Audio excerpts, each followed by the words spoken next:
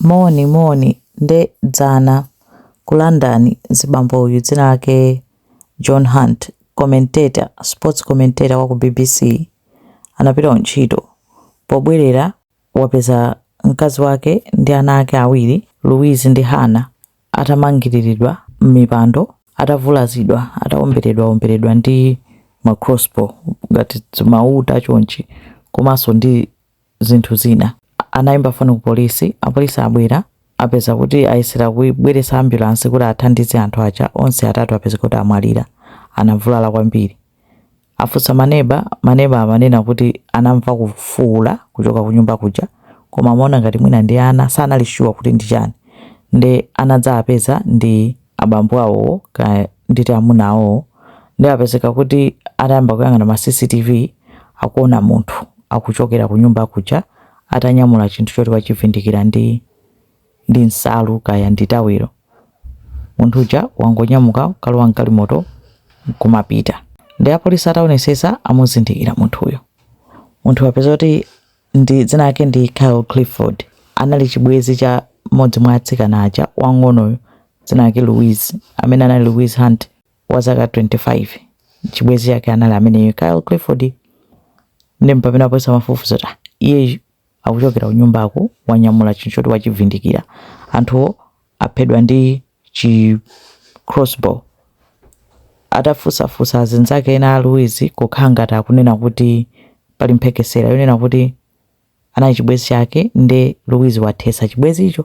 Ndi mamuna yupo safuna kuvomereza kuti chibwezi chatha, atapsa mtima kwambiri kukhala ngati mpamene wapita ku nyumba komweko wakampeza Louise yo ali ndi mkulu wake ndi mayi ake, wamangirira ndi kuwapha onse ndikutuluka umapita.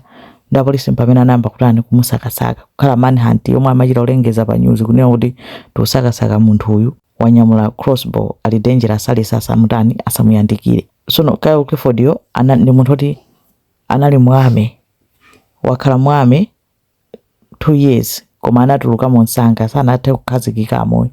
Anatuluka mwame mpamene amapeza kuti wayamba chibwezi ndi mwana wa John Hunt yo, Louise. Poti chatha akana kuvomereza, apita nkapanga chiwembu chimene chichi. Nde kunamveka zone kuti wathawira mbali yakwina kwake kumanda chonchi.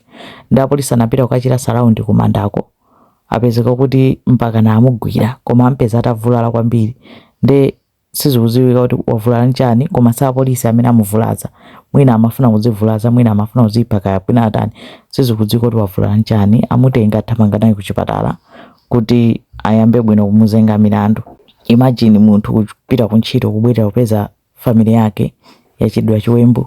Nde zapezeka kuti brother wake wa Kyle Clifford uyu akuoneka nayenso anamangidwa ifaina kuti anapha munthu ifaina kuti munthu yoka anamunongera galimoto, anampangira scratch galimoto, ndi anammenya mpaka nakumupha. Ndi anthu ake zochitika zake mu banja mwawo sizikudziwika kuti nzotani. Brother wake anapanga zimenezo, wakhala mprison mpaka panopo patha zaka 6. Iye yuno Kyle nkunyamuka ukapha anthu onsewa chifukwa chakukana kuvomereza ku chibwezi.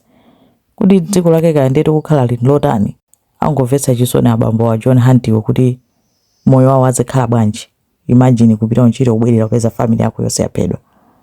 Imene ndi nkhani ndimanena dzulo ndinatchula kunena kuti anali akadamusakasakabe, anali ali ndi chi crossbow chakecho, koma amugwira. Timva tsatani wake zikomo kwambiri.